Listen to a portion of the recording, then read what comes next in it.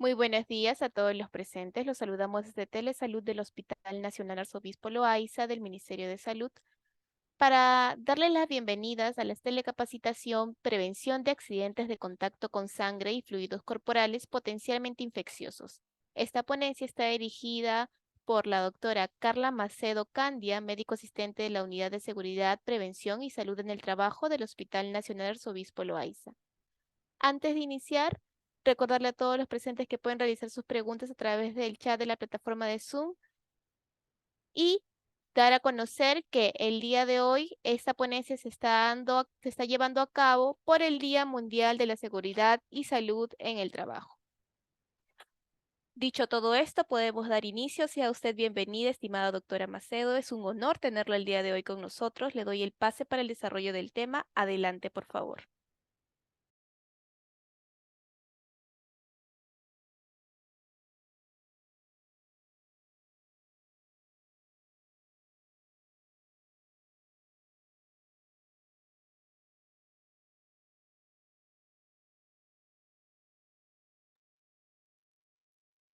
Ya. Eh, gra-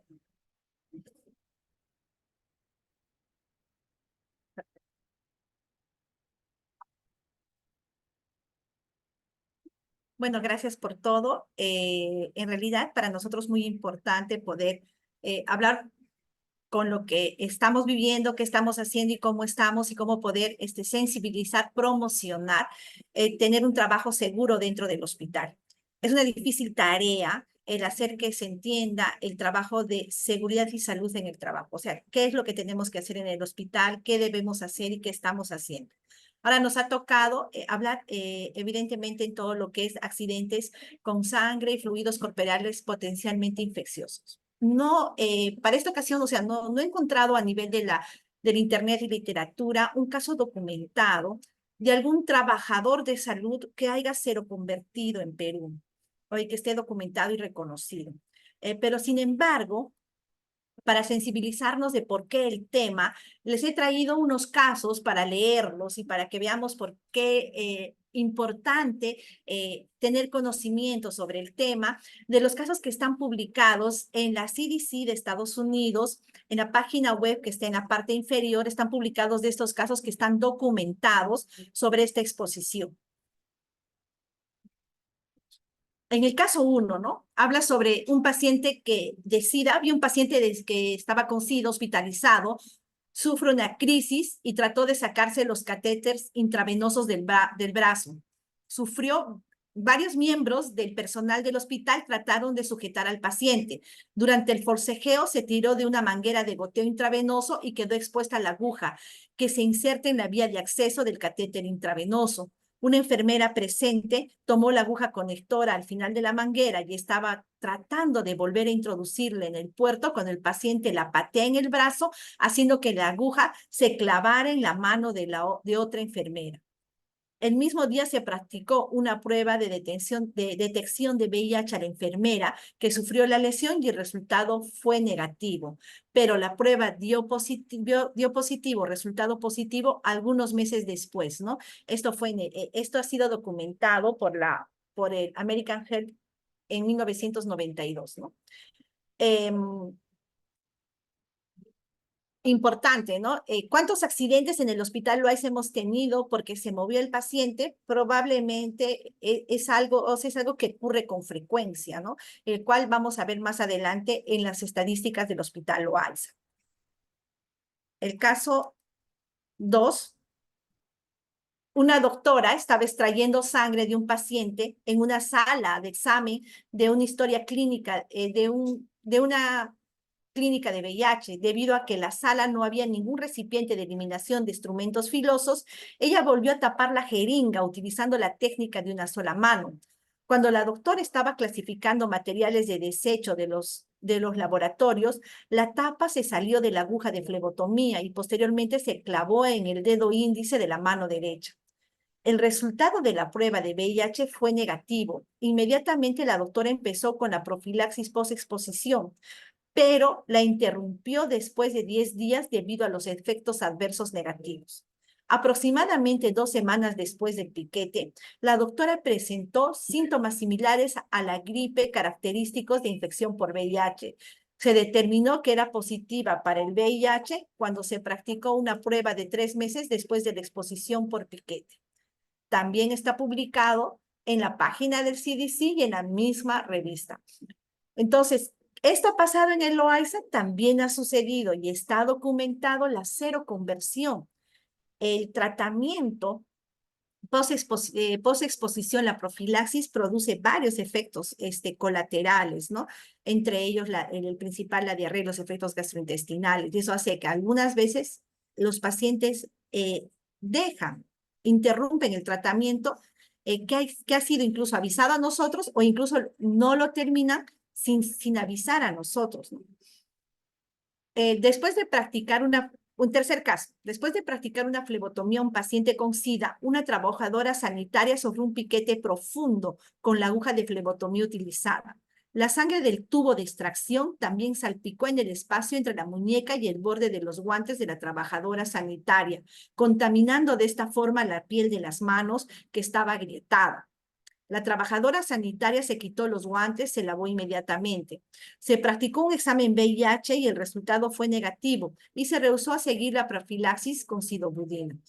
Debido a que no se sabía si el paciente sufrió una infección de hepatitis C y no había evidencia clínica de trastornos hepáticos, no se practicó prueba de hepatitis C a la trabajadora sanitaria. 8 meses después del incidente, se hospitalizó a la trabajadora sanitaria con hepatitis aguda. Se determinó que era positiva al VIH 9 meses después del incidente. 16 meses después del incidente, la prueba de anticuerpos de hepatitis C dio resultado positivo y se le diagnosticó infección crónica de hepatitis C. Su condición clínica continuó deteriorándose y falleció 28 meses después de la lesión por el piquete. Entonces, que estas lesiones que al inicio parecen tan inocuas, solo un pinchazo, puede producir finalmente el fallecimiento de la persona. Eso es cierto, o sea, eso ya ha pasado, están documentados estos casos. Vamos a un cuarto caso, ¿no?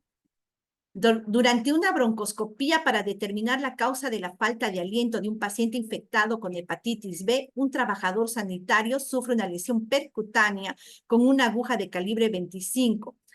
Al extraer el líquido de los forceps de la biopsia, el trabajador no recibió profilaxis posterior a la exposición con inmunoglobulina de hepatitis B o la vacuna de la hepatitis B. Aproximadamente 15 semanas después de la lesión por piquete, el trabajador comenzó a presentar fatiga, malestar e ictericia.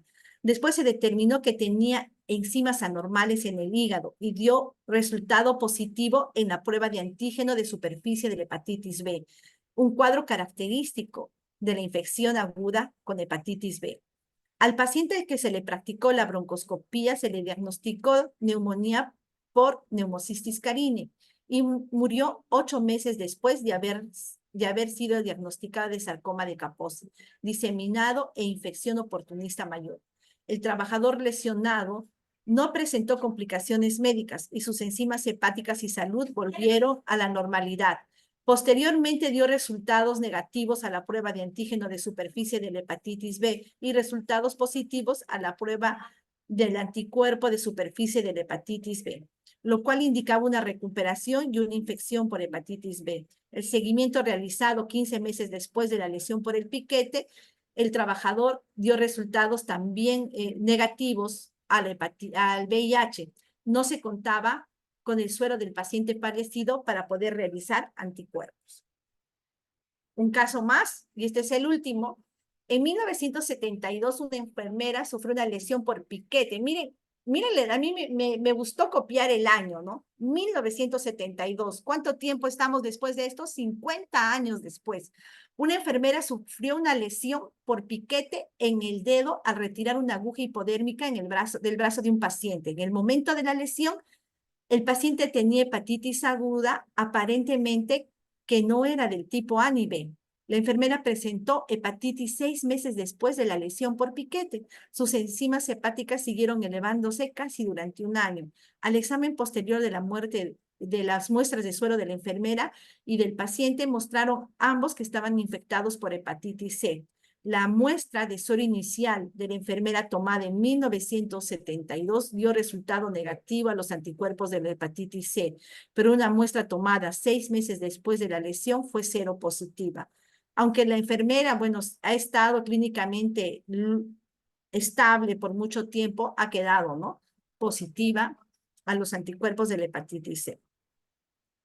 Entonces, ¿cómo yo me debo de autoproteger para no ser parte de estos casos, para no ser parte de la estadística, para no ser parte de un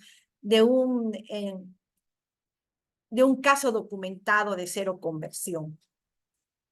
¿Cómo me autoprotejo tras la exposición o antes de la exposición a fluidos corporales potencialmente infecciosos, ¿no? Primero, tengo que saber que hay alto riesgo, mediano y bajo riesgo en relación a mi exposición, ¿no? Tengo un alto riesgo de un contagio cuando estoy expuesto a agujas contaminadas con sangre proveniente de pacientes con SIDA, en fase terminal que haya producido una punción profunda en la piel. Tengo riesgos medianos con agujas de sutura u otras que produzcan lesiones no profundas, y tengo bajo riesgo cuando tiene contacto con piel y mucosas íntegras. En relación a la hepatitis, bueno, los principales, como ya hemos ido leyendo y ustedes ya se han dado cuenta, los principales patógenos de los cuales nosotros nos tenemos que cuidar cuando tenemos un contacto con sangre o fluidos corporales potencialmente infecciosos son hepatitis B, hepatitis C y VIH. ¿Cómo me podría transmitir a mí como trabajador sanitario la hepatitis B? Vía percutánea, ¿no? Contacto con sangre, con piel y mucosas no intactas. ¿A través de qué? ¿De qué fluidos? Semen y secreciones vaginales u otros fluidos corporales. Ahora, el riesgo de transmisión del personal al paciente es bien bajo, pero del paciente al personal es moderado, porque dependiendo, puede ser del 6 o del 6 al 35%, dependiendo del estado del personal. Entonces, del trabajador que ha sido expuesto a esta lesión. Eso lo vamos a ver más adelante. ¿Cuál es mi prevención primaria? Mi prevención primaria es básica y lo vamos a volver a repetir. Tengo que estar vacunado contra la hepatitis B. Cuando yo voy a hacer el manejo de punzocortantes, tengo que hacer uso de barreras y lavado de mano inmediato. Son las cosas más básicas que tengo que hacer. Pero de esto lo más importante, lo que tenemos que saber, y lo vamos a volver a repetir, es que la hepatitis B es una enfermedad inmunoprevenible. ¿Qué quiere decir? Me vacuno y por más de que mi fuente, o sea, el paciente con el que me accidente sea positivo para la hepatitis B, yo no tengo ningún riesgo. Otra, después de la exposición, ¿cuál sería la prevención? Bueno, usar inmunoglobulina contra la hepatitis B. Ahora, esa inmunoglobulina no hay en el hospital, solo hay en pediatría para los hijos nacidos de madres positivas de hepatitis B, en dosis muy pequeñas. Se tendría que usar 5 a 6 de esas dosis para un adulto, dependiendo del peso. Y eso es difícil de hacerlo. Cuando tú vas a, de alguna manera, quitarle a 5 niños la posibilidad de que no se contagie de su madre porque simplemente no has estado vacunado. No es razonable. En cuanto a la hepatitis B, el modo de transmisión, hepatitis C, perdón, es similar a la hepatitis B. El riesgo de que le contagie el personal al paciente es bien raro, y el riesgo de que el personal se contagie del paciente es bajo también. La prevención primaria y secundaria es igual o tiene que haber, es igual a la hepatitis B. No hay, después de la exposición, es importante saber que en relación a la hepatitis C no hay medidas con suficiente evidencia de seguimiento cercano con pruebas serológicas posteriores de que haya habido una seroconversión en hepatitis C acá en el Perú. Y el VIH es similar. Generalmente por contacto percutáneo. Es muy raro el contagio del personal al paciente, del paciente al personal. El contagio puede ser a través de un riesgo de 0.3%, lo vamos a volver a ver. Y antes de la exposición, ¿cuál es nuestro principal trabajo? Es que cuando yo trabajo con punzocortantes, tengo que seguir un protocolo, y eso es importante, ¿no? Vamos a verlo más adelante, cuál es el protocolo, qué es lo que yo debo de saber cuando yo voy a usar punzocortantes, porque yo estoy en peligro. Y después de la exposición, si yo estuve expuesta a un pinchazo, a un contacto percutáneo proveniente de un paciente con VIH, es de que se debe de iniciar un tratamiento profiláctico con antirretrovirales de acuerdo a la norma peruana vigente. Entonces, en el Hospital Loaiza existen accidentes de trabajo punzocortantes. Sí existen. Esta es la estadística de los accidentes de trabajo que hay en el Hospital Loaiza a través de los años. Nosotros como unidad funcional hemos empezado el año 2016, estamos en el 2024, perdón, no ha salido la leyenda, pero estos 34 accidentes que ustedes están viendo en el 2024 es hasta mediados de febrero, ya no, finales de febrero. Actualmente para la fecha estamos en el accidente número 52 en el año 2024. El año pasado hemos terminado con 130 accidentes de trabajo. ¿Y cuáles son los servicios donde más nos accidentamos? Los servicios donde más se accidentan el trabajador en el Hospital Loaiza. Principalmente el servicio de emergencia. Después, y en los servicios de emergencia, después pasadizos y uso común y escaleras de uso común. Esto es básicamente el tipo de accidente es por caídas, ¿no?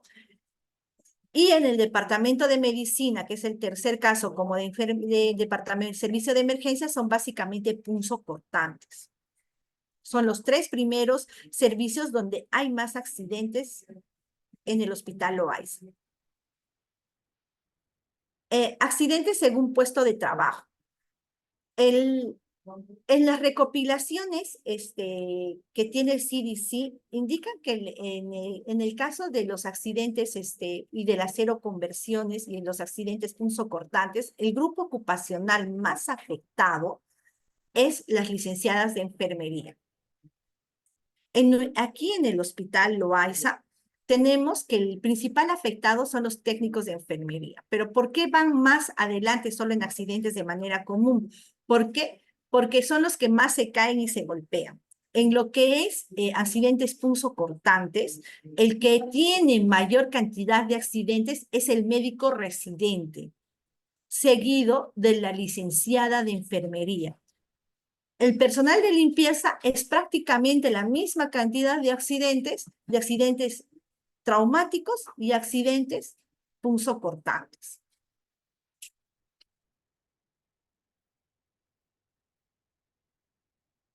Entonces, después de una exposición, ¿qué riesgo tienes? O sea, después de una exposición, ¿qué riesgo tengo? Entonces, si yo me he expuesto, he tenido una punción percutánea, o sea, o me he expuesto mi piel y mis mucosas a un fluido potencialmente infeccioso, ¿cuál es mi riesgo? Eso es lo que tenemos que saber en relación al tipo de exposición. Si ha sido percutánea, si ha sido con piel intacta, con piel con lesión, si ha sido mucosas. La cantidad de sangre o de líquido que esté implicado y la carga viral que en la sangre del paciente fuente. Esas tres cosas van a determinar muchas cosas al momento de tomar decisiones en salud ocupacional y también en infectología, quien es que finalmente da el tratamiento en el Hospital Loaiza. Entonces, si la fuente no está infectada con un patógeno de transmisión sanguínea, puede necesitarse solamente cuidados superficiales, y es lo que hacemos con los trabajadores, ¿no? Tras la herida de la fuente. Entonces, lo que más importante es saber la condición de la fuente al momento del accidente. Importante también que sepamos que la OSHA y con el CDC determinan cuáles son los fluidos que son más infecciosos.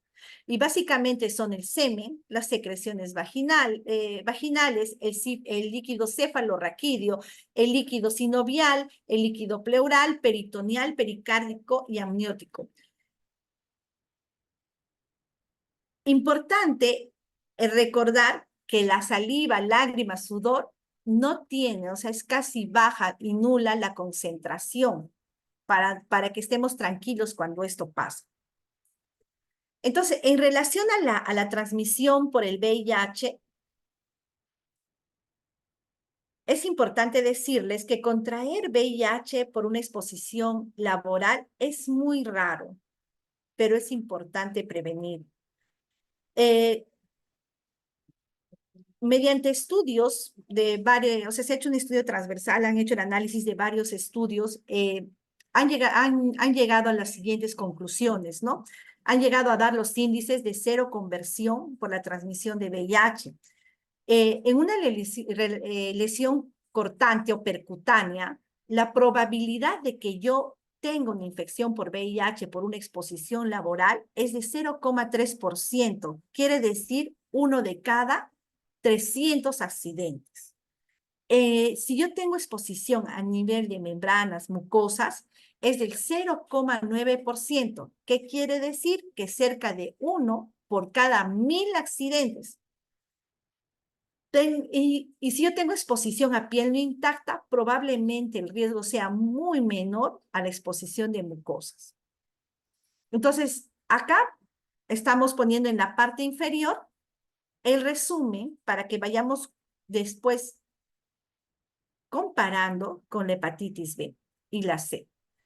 Entonces, importante también recordar, ¿no?, que desde 1981 hasta el 2006 el CDC ha documentado 57 casos de VIH-Sida, ¿no?, entre el personal sanitario después de una exposición laboral al VIH, y se identificaron unos 140 posibles casos adicionales. Se concluyó con 24 casos documentados y 35 posibles de infecciones VIH adquirida de forma laboral por enfermeras, básicamente.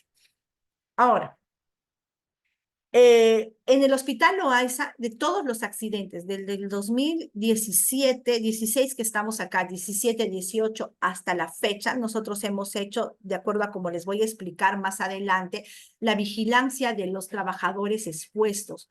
Y gracias a Dios no tenemos ninguna cero conversión, que hemos tenido exposición de trabajadores expuestos a fuentes positivas al VIH o a fuentes desconocidas, que se ha iniciado profilaxis, sí, sí se ha tenido, pero a todos estos trabajadores se ha tratado de gestionar el tratamiento lo más temprano posible a través de infectología profiláctico, y se les ha hecho los controles hasta los 6 meses, y en todos los casos, gracias a Dios, han salido negativos hasta el 6º mes, y donde se ha cerrado el caso para VIH. En relación a la transmisión por hepatitis B, el riesgo de que una persona susceptible pueda desarrollar hepatitis B clínicamente después de una exposición. ¿Quién es una persona susceptible? Y vamos a volver a decirlo probablemente varias veces. Es una persona que no está vacunada contra la hepatitis B. Esa es una persona susceptible. Si estás vacunada contra la hepatitis B o estás vacunado contra la hepatitis B, dejas de ser una persona susceptible. Y si no estás vacunado contra la hepatitis B, toma en cuenta lo que voy a decir, porque probablemente estemos contigo muy preocupados para ver qué pueda pasar más adelante. Y es que si tú eres una persona susceptible, tu riesgo de exposición va a variar del 1 al 31%, dependiendo de la condición del estado de la infección de hepatitis B que tiene la fuente, o sea, el paciente con el que te has accidentado. ¿Ya? Al contrario del VIH, el VIH se descompone fácilmente en el ambiente. La hepatitis B puede permanecer infecciosa en una superficie ambiental incluso durante una semana, incluso en sangre seca. Las regulaciones de la OSHA en Estados Unidos frente a la vacunación de la hepatitis B dice de que deben de estar todos vacunados, pero en nuestro caso no es así. Ahora vamos a nuestro cuadro. ¿Recuerdan del VIH? Y esta es la hepatitis B. Si yo tengo, si solamente es un paciente que no tiene actividad, es el virus en la sangre, no se ha determinado actividad, solamente es portador, la probabilidad de contagio es al 5%. Pero lo importante es, quiero que vean acá, ¿no? Que si está activo el virus en la sangre de mi paciente fuente, mi porcentaje de infección va a aumentar hasta el 31%. Ahora, ¿cuántos trabajamos con punzocortantes, agujas, jeringas con pacientes y sabemos cuál es el estado de la fuente? Muy pocos. Y recién nos enteramos o buscamos después de que nos hemos accidentado, ¿cuál es la condición de la fuente? En relación a la transmisión por la hepatitis C, es importante decirles a ustedes que incluso en Estados Unidos, la hepatitis C es resistente a agentes antivirales. Y es importante también saber de que aquí lo que vamos a hacer es la vigilancia del caso. No hemos tenido casos de accidentes en el hospital Loaiza de contacto con pacientes con hepatitis C, pero sí hemos tenido un caso el año pasado de una trabajadora que en su prueba basal ha salido positiva hepatitis C. O sea, que ya tenía una infección preexistente al accidente la trabajadora.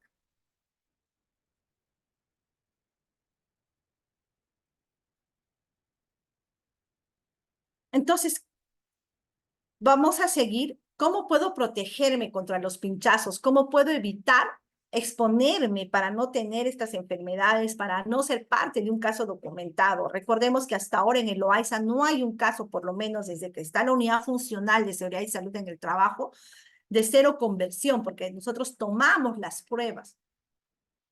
Entonces, ¿qué es? Primero que antes de utilizar las agujas, debemos de establecer un plan de seguridad para el manejo y la eliminación.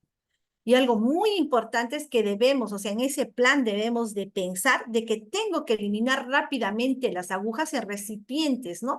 Es importante hacerlo porque eso va a disminuir mi riesgo. Entonces, ¿cómo debo planear? Voy a hacer manejo de instrumentos punzocortantes, agujas, bisturís. ¿Qué es lo que debo de hacer? Primero, asegurarme, planear dónde voy a hacer el proceso, de dónde a dónde voy a tener, dónde está mi caja de desecho de punzocortantes, esa caja roja que conocemos. ¿Qué es lo que necesito? Todo lo que necesito para hacer el procedimiento que voy a hacer, sea procedimiento médico o sea procedimiento de enfermería. Todo eso es importante planear antes del uso para hacer el manejo y el desecho de las agujas. Es importante. Primero, establecer, todo tiene que estar limpio y ordenado para yo poder hacer, no solamente en mi puesto de trabajo, de mi puesto de trabajo de oficina, sino en el sitio donde yo voy a hacer este manejo de punzocortantes. Importante tener una dotación de seguridad de los equipos de protección adquiridos. E importante aquí, porque también hemos tenido un accidente la semana pasada, que estos equipos sean de la talla del trabajador. No podemos, uno de los últimos accidentes que hemos tenido ha sido una trabajadora que estaba tomando una prueba de hemoglucotés con ella es casi como mi mano, una mano para un guante 6.5, pero los guantes que hay ahí son de 7.5, ¿no? Entonces la trabajadora, licenciada en enfermería, toma la muestra del hemoglucotés, deja la lanceta porque tiene que tomar la muestra y al momento de querer recoger la lanceta para el desecho, el guante llega antes que su mano, mueve la lanceta, el guante, y al momento de que ella querer coger, coge por la parte de la punta de la lanceta y se pincha con mucha fuerza. Entonces, esto es importante tener equipos de protección personal que estén de acuerdo a mi talla para evitar estos tipos de accidentes. Bueno, es parte de lo que ya les dije, ¿no? Es importante también, varios accidentes que hemos tenido, especialmente los que hacen accesos o manejos de fluidos. Importante las gafas, son estas gafas que usábamos para el COVID, estas gafas antisalpicaduras con protección en las partes laterales, porque después nos llegan las mucosas a nivel del ojo. Entonces, eso es lo que tenemos también que usar las batas, los delantales, para evitar también que nuestra ropa esté contaminada con sangre. Es importante. Esto es muy importante. Hay que conversar con el paciente, porque otro porcentaje de nuestros accidentes es porque el accidente se movió. El paciente se movió, porque no estamos conversando con el paciente y no le estamos avisando del procedimiento. Entonces hay que avisarle que le va a doler, que va a haber un piquete, ¿no? La concentración cuando estemos usando punzocortantes. Varios de los accidentes que hemos tenido es porque sonó el celular, voltearon y se pincharon, porque le habló el colega, voltearon y se pincharon, porque estaba coordinando otra cosa más además de tomar su haga y se pincharon. O porque estaban tan apurados y como había necesidad de reencapucharon mirando a otro lado y se pincharon. Esa es la historia de los accidentes en el Hospital Loaiza.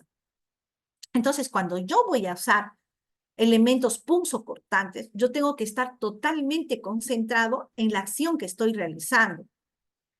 Siempre, todos los punzocortantes, si yo voy a estar en una mesa que no va a ser una quirúrgica, porque ahí no va a estar, va a ser responsabilidad de la enfermera, es de que todas las puntas deben de estar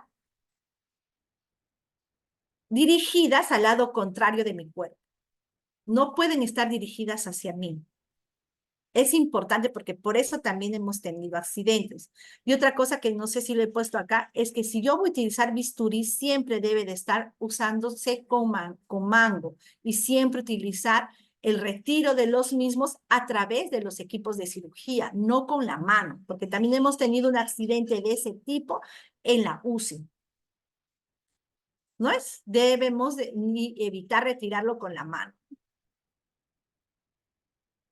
Evitemos dejar los accidentes punzocortantes en bandejas. Importante como parte del planeamiento de cuando yo voy a hacer la actividad que implique el uso de elementos punzocortantes, verificar que esté cerca a nosotros las cajas, estas cajas donde se deben de hacer el desecho de los punzocortantes cerca al punto de donde yo voy a hacer el procedimiento para, de ser necesario, para evitar estar pasando y traspasando de un sitio a otro los punzocortantes, es después de hacer el procedimiento desechar lo más antes posible, y si puede ser posible, directamente a la caja de punzocortantes, los punzocortantes contaminados. Es importante eso.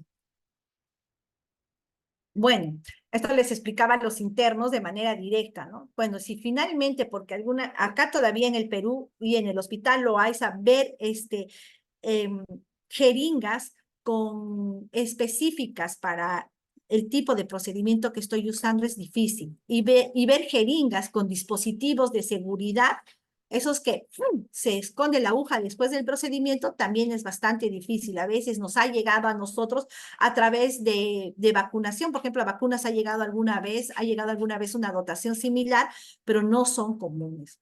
Entonces, muchos de los internos y residentes, cuando hacen sus procedimientos de AGA, tienen que reencapuchar la aguja de tuberculina. Si yo tengo que hacerlo, tengo que hacer utilizando el reencapuchado, porque es necesario con la técnica de una sola mano.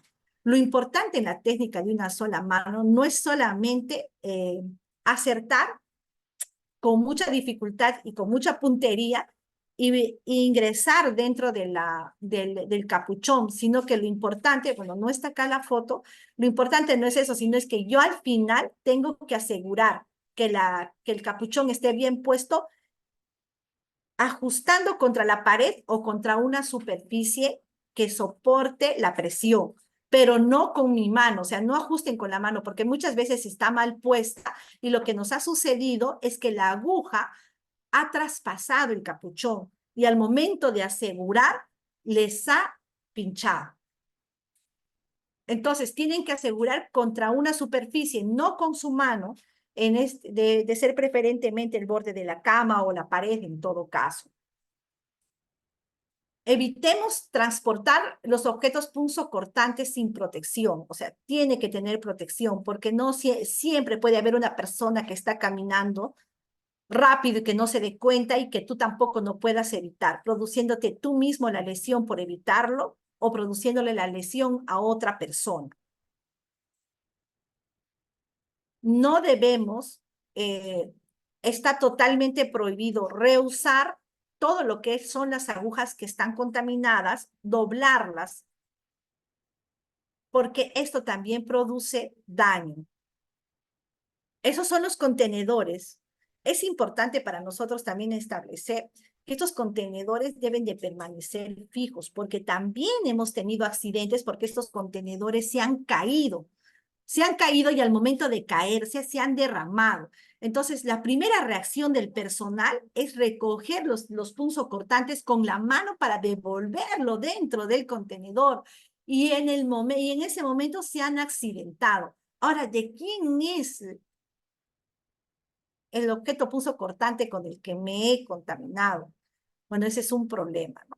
Entonces, es importante que estos contenedores para nosotros deben de estar fijos y estar al alcance de los ojos y de las manos. No debemos asumir que en el lugar donde voy a ir habrá un recipiente de este tipo y en todo caso va a estar cerca a mí. En el momento de la planificación, yo tengo que ver que este recipiente, este contenedor de punzocortantes está cerca al procedimiento que yo voy a realizar.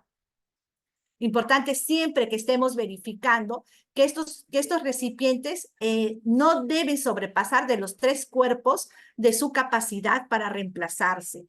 Una vez 3/4 deben de retirarse para ser reemplazados por otros, porque cuando pasa esto, ¿qué pasa? Tú te acercas a segregar, a botar una aguja contaminada y como las otras ya se están saliendo, te llegan a pinchar. Se descarta todo y jeringa, todo y jeringa. No se hace el proceso de sacar ¿qué se llama? La aguja para botarla sola, porque eso produce más accidentes. Todo y jeringa se descarta. No debemos de introducir las manos dentro del contenedor. Importante, ¿no? Estos contenedores deben de estar fuera del alcance de los niños, ¿no? Es importante eso también. Cuando yo me he pinchado, lo que tengo que hacer es lavarme concienzudamente la mano con los 5 pasos, ¿no? Que nos enseña, con los pasos que nos enseña epidemiología. Importante después de sacarnos inmediatamente los guantes. Estas son fotos, ¿no? Del hospital que hemos visto acá en el hospital Loaiza, de lo que hemos encontrado. Esto es las cosas que debemos de evitar y cómo incluso deberíamos retirar un bisturí, no con la mano, por favor. Los pinchazos que hemos visto, las condiciones de cuando no segregamos adecuadamente nosotros los punzocortantes en las cajas, encontramos en las bolsas y estas bolsas, estas agujas que están en las bolsas son las que pinchan al personal de limpieza. Es así como se contamina el personal de limpieza. Son fotos de lo que hemos encontrado, ¿no? Entonces, ¿quién es el responsable de la segregación del punzocortante? Es el usuario. ¿Y quiénes son los usuarios generalmente en el hospital Loaiza? Son médicos y enfermeras. Ellos son los responsables de que los punzocortantes contaminados estén dentro de las cajas de punzocortantes, dentro de estos contenedores. Entonces, ¿qué hago si me pinché? Me lavo inmediatamente y identifico al paciente lo antes posible, porque es importante en relación a la identificación del paciente para ver si es que ya tiene dentro de su historia clínica sus serológicos de hepatitis B, VIH o hepatitis C, sino tomarle lo más antes posible para establecer la condición de la fuente. En relación a eso, ¿para qué? Para entrar dentro del flujo de manejo de accidentes ocupacionales. Hace unos días se accidentó una interna de medicina con un paciente al que suturaba la mano. Se pincha y no sabemos, porque en el tópico de emergencia es el que sutura, ¿no? No comunica adecuadamente. ¿Y qué es lo que sucede? El paciente se fue y ella viene a avisarnos y no había la manera de saber la condición de la fuente, porque para nosotros va a ser muy importante la condición de la fuente para tomar una decisión de enviar a infectología para que infectología inicie tratamiento quimioprofiláctico, principalmente en relación al VIH. Entonces, en ese caso, es importante que avisemos para poder conversar con la fuente para el tomado al paciente fuente para que se tomen los serológicos o buscar en la historia clínica la condición de los mismos. Cuando mi paciente es VIH negativo, no es necesario que nosotros hagamos o iniciemos el tratamiento profiláctico. Cuando así la fuente sea positiva de hepatitis B, si yo estoy vacunada contra la hepatitis B y tengo mis anticuerpos de superficie de la hepatitis B, mi anticuerpo de antígeno de superficie de la hepatitis B mayor a 10, no es necesario hacer un tratamiento con inmunoglobulinas o adicionarte una vacuna más, no es necesario. Con tranquilidad solamente hacemos los controles. ¿Qué pasa cuando yo me accidento? Debo de comunicar rápidamente a quién, a mi jefe inmediato superior. Primero me lavo las manos, me lavo las mucosas con abundante agua y suero y luego comunico a mi jefe inmediato superior para que pueda ser atendido. Entonces, ¿dónde voy primero? A salud ocupacional. Nosotros, o a seguridad y salud en el trabajo. En seguridad y salud en el trabajo, ¿qué es lo que hacemos? Te ayudamos a que se pueda definir tu caso, ¿no? La condición de la fuente, tratar de ver de que tú también pases tus pruebas basales, porque tú también tienes que pasar una prueba basal para establecer si que tú tienes una infección preexistente al accidente, ¿ya? En salud ocupacional estamos atendiendo todos los días de lunes a viernes, perdón, de 7 de la mañana a 7 de la noche. Y los sábados de 7 de la mañana al mediodía hasta la 1. Y los horarios de infectología son similares en el consultorio. Los días que no hay esos horarios, o sea, que no estemos dentro de los horarios, tiene que ser visto por emergencia. En emergencias, en el tópico de emergencia, donde deben de iniciarse el tratamiento de ser necesario. Y les dan tratamiento por 1 o 2 días, dependiendo de los días, ¿no? Si es de noche, le dan de noche, para que al día siguiente pueda ser evaluado por nosotros, si es que estamos de lunes a sábado.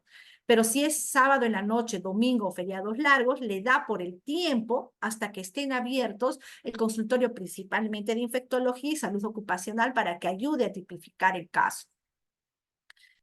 Es importante todo esto, que sepamos también que cuando yo tengo una exposición a fuente desconocida o a una fuente ya positiva, conocida, portadora de VIH, entonces, ¿qué es lo que tengo que hacer? Iniciar tratamiento lo más antes posible. Aunque la norma dice de que puedes iniciarse hasta 72 horas después, es importante iniciarla dentro de las primeras 4 horas. Es más efectivo. Así es que mientras más antes esto es mejor.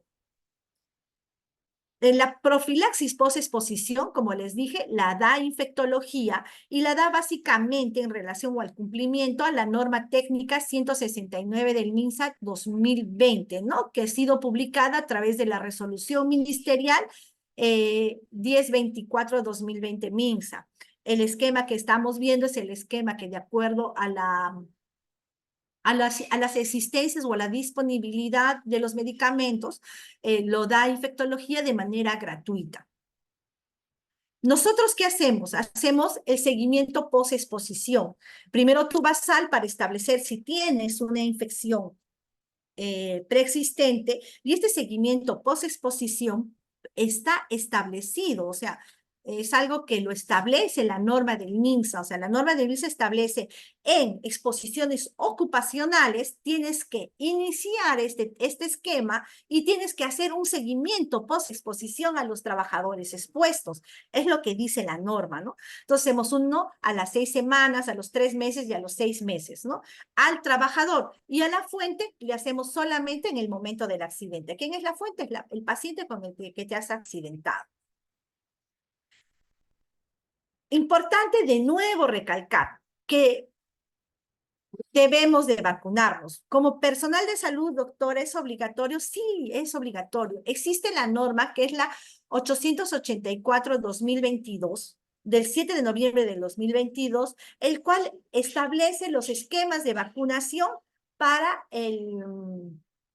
para todo tipo de grupo de riesgo, ¿no? En el en el trabajador sanitario, este es nuestro esquema de vacunación. El trabajador sanitario tiene que tener 3 dosis de hepatitis B y se debe de dosar el anticuerpo de antígeno de superficie a los 30 días de la última dosis. Tenemos que tener 3 dosis de DT, tenemos que tener la vacuna de influenza anual y tenemos que tener, dependiendo de dónde esté nuestra área, amarílica, ¿no? Nosotros no tenemos aquí casos de fiebre amarilla. Y neumococo, que es una dosis única. Importante saber esto, es parte del esquema de vacunación nacional y en relación a eso hacemos nosotros los controles de vacunación de los trabajadores en el caso de que podamos hacerlo.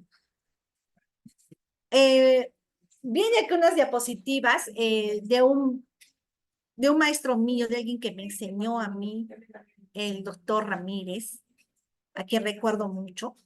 Y él nos decía, bueno, la primera vez que yo lo conocí hace muchos años en una exposición de él, él nos decía, ¿no? En salud ocupacional no jugamos jamás a dar las espaldas, porque es un peligro el que me pueda hacer, o sea, un peligro identificado, es como dicen, guerra avisada no mata moros.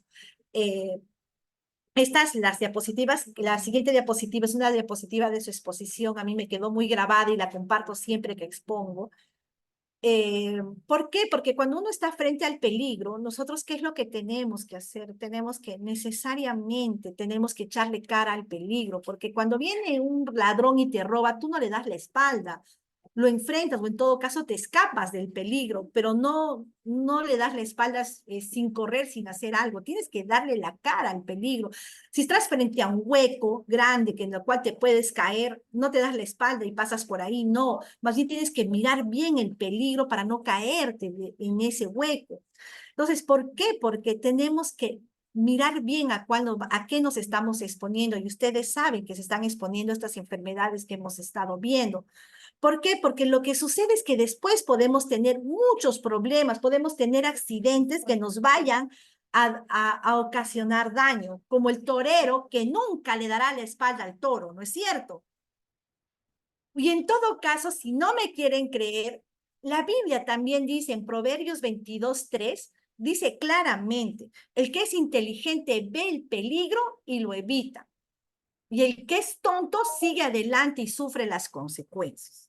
Evidentemente, yo estoy completamente segura que el nivel del Hospital Loaiza tenemos médicos de renombre, enfermeras de renombre, personal técnico fabuloso, y no creo que haya ningún tonto dentro de Loaiza. Yo sé que acá tenemos personal inteligente que va a recurrir a poder verificar o documentar que está vacunado. A establecer que cada vez que va a tener un riesgo de exposición o va a ser un procedimiento de exposición con elementos punzocortantes, incluso en pacientes que ya sabemos que están contaminados, vamos a hacer una adecuada planificación para evitar yo estar accidentado. Entonces, también es parte, la Biblia lo dice, ¿no? Tenemos que ver el peligro y evitarlo. Finalmente, es importante que también seamos valientes en decir la verdad cuando vengan a reportar un accidente, ¿no? Así sea punzocortante o no, porque lo que ha sucedido es que hemos tenido, pues, que nos han venido a reportar accidentes y al final nunca se accidentaron en el Loaiza, ¿no? Se accidentaron en otro sitio, o que tienen accidentes los residentes y como ya saben cómo funciona, ven su fuente y ya no vienen a reportarlo. ¿Por qué? ¿Por qué? Porque no quieren tener problemas en el tema de la investigación. Pero ¿por qué es importante? Es importante documentarlo para establecer que todavía hay un problema en el OAISA, que ya hace 50 años ha sido identificado en otros países y que nosotros seguimos teniéndolo acá. Nosotros seguimos teniendo personal de enfermería contratado que ponemos a pacientes que no tienen vacunación contra la hepatitis B y que al momento del accidente recién están con el tema de que voy a seguir con mi vacunación. A Dios gracias, fuente negativa para hepatitis B, pero el día de que se junte, se alinee todo para que algo pase, no vamos a estar cubiertos. Entonces es importante que, digamos la verdad, trabajemos en relación a esto porque para evitar tener problemas. Bueno, gracias. Y si hay algún tipo de preguntas.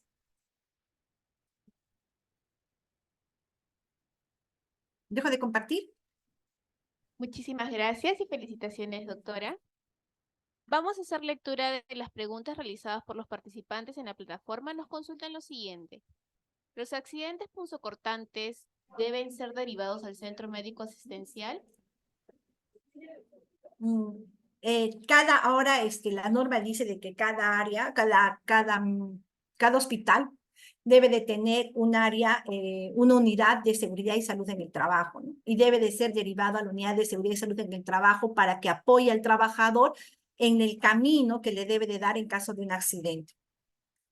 Eh, en realidad los accidentes, todo personal de salud, de acuerdo a la norma, a la norma de modernización del seguro social, deben de tener un seguro complementario de trabajo de riesgo, ¿no? Todo trabajador en el hospital Loaiza tiene uno. En el caso de nosotros lo tenemos contratado con el mismo seguro social y es ahí donde derivamos a los pacientes en caso de ser necesario. En caso de que en los casos de los accidentes punzocortantes, los derivamos al área de infectología, ¿no? El tratamiento es más rápido, más fácil para el trabajador, no pasa las 4 horas y hacemos que el tratamiento sea más rápido. Finalmente es parte del programa y a veces, o sea, lo que ha pasado es que en el caso del Seguro Social, no, los mismos pacientes accidentados del Seguro Social terminan siendo atendidos en hospitales del MINSA, ¿no? Dado que el programa lo da el MINSA.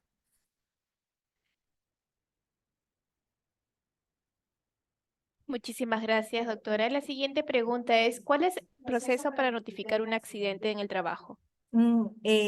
Primero al jefe inmediato superior y después venir a seguridad y salud en el trabajo. En seguridad y salud en el trabajo, ¿qué es lo que hacemos?